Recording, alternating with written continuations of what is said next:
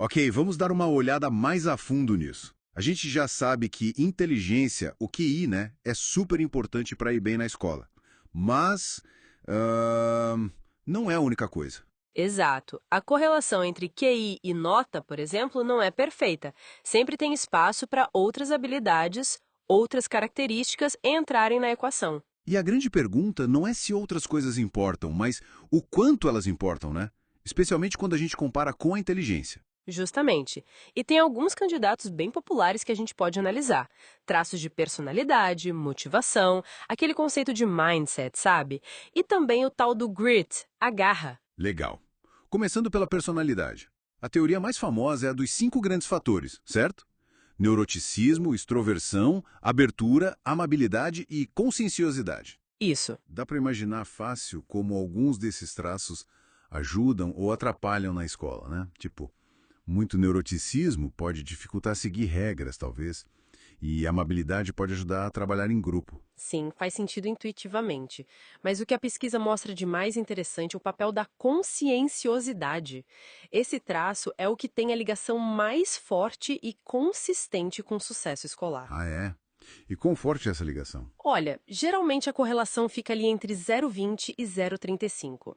É um R, né? A medida de correlação. Certo, 0,20 a 0,35. E comparado com o QI? Aí que tá. É relevante sim, mas ainda é mais fraco que a correlação do QI com o desempenho, que nos mesmos estudos costuma variar bastante, mas fica entre 0,35 e até 0,70.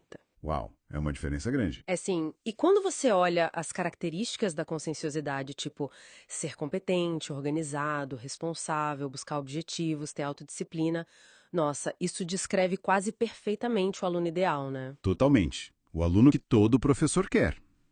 Mas, então, mesmo sendo super organizado e dedicado, isso não necessariamente supera uma dificuldade maior com a matéria em si. Exatamente. Ajuda muito, sem dúvida, mas não parece anular completamente uma desvantagem cognitiva se ela for significativa. E os outros 4 traços, a relação deles com nota é bem mais fraca, mais inconsistente. Entendido.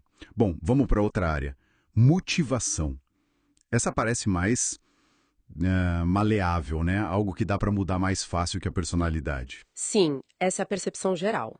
E a lógica é simples. Gente motivada define metas mais altas, se esforça mais. Parece óbvio que um aluno desmotivado vai ter mais dificuldade. E tem políticas que tentam incentivar isso, né? Funcionam? Então, algumas intervenções mostram resultados positivos, sim, mas a relação é mais complexa do que parece. Motivação, desempenho na escola e QI, tá tudo meio que correlacionado. Como assim? Em algumas análises, quando os pesquisadores controlam o efeito da inteligência, tipo, isolam essa variável, a relação direta entre só motivação e desempenho às vezes diminui muito ou até desaparece. Sério? Então a motivação talvez não seja tão independente assim. Parece que não totalmente. A motivação ajuda a pessoa a se esforçar mais, o que é ótimo para as notas, que exigem esse esforço contínuo, mas para o desempenho acadêmico geral, a inteligência ainda aparece como o fator mais forte na previsão. Entendi. Tem um estudo que resume bem. Habilidades cognitivas foram, de longe, o melhor preditor. Nenhuma quantidade de motivação parece compensar um déficit muito grande de QI, sabe? E algo parecido vale para autoeficácia. Autoeficácia. Aquela crença na própria capacidade de fazer algo. Isso, acreditar que você consegue. Ela também se correlaciona positivamente com os resultados na educação e dá para trabalhar para aumentar. Só que ela é muito específica para cada área. Ah, tipo, eu posso achar que sou ótimo em escrever, mas péssimo em matemática. Exatamente. E essa crença na escrita não passa automaticamente para a matemática. E, de novo, o impacto isolado da autoeficácia, embora exista, parece ser menor que o da inteligência. Falando em crenças, chegamos no famoso mindset da Carol Dweck. A ideia da mentalidade de crescimento versus a fixa. Isso, acreditar que a inteligência pode ser desenvolvida ou que ela é fixa. E a promessa era grande, né? Que elogiar o esforço promovendo a mentalidade de crescimento seria muito melhor para o aprendizado do que elogiar a inteligência. Mas parece que aqui a coisa ficou bem interessante. Ficou porque estudos mais novos, maiores e com métodos mais rigorosos, tipo ensaios clínicos randomizados feitos por grupos independentes, pintam um quadro bem diferente. Diferente como? A correlação média que eles encontram entre ter essa mentalidade de crescimento e o desempenho acadêmico é, na verdade, muito baixa. Coisa de R igual a 0,10. Só isso? Bem baixo mesmo. Pois é, e as intervenções, os programas para tentar mudar o mindset dos alunos, os efeitos no desempenho são minúsculos. Tamanhos de efeito tipo D igual a 0,08.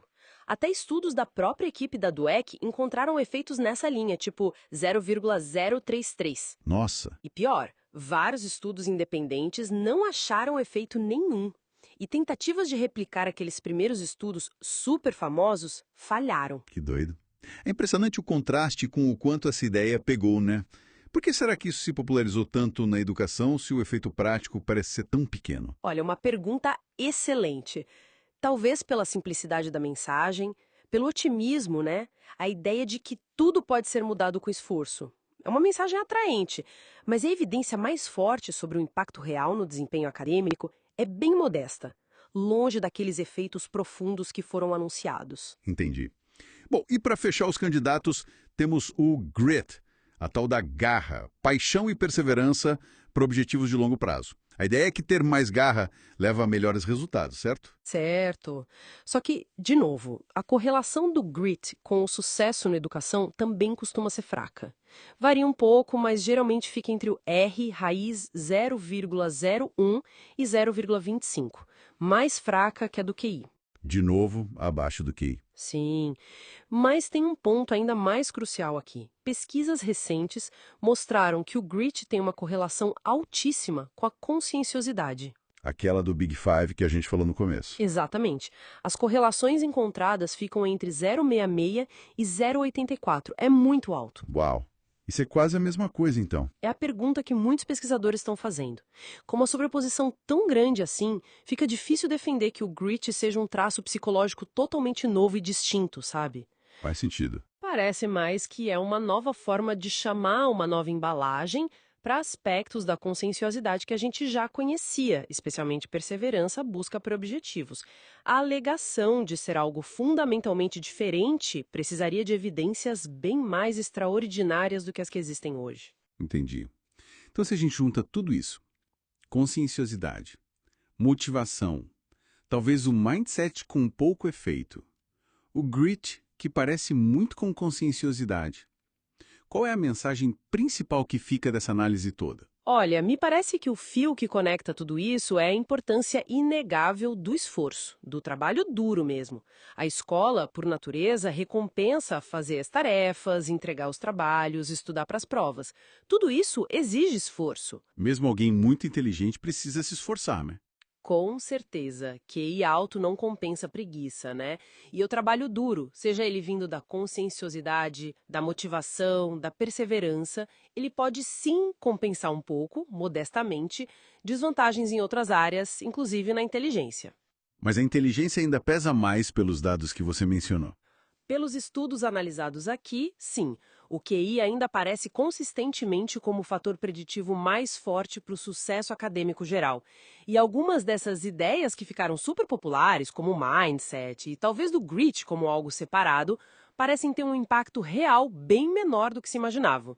O desafio agora é achar jeitos eficazes e que funcionem de verdade para incentivar esse esforço produtivo nos alunos. Fica então uma reflexão final.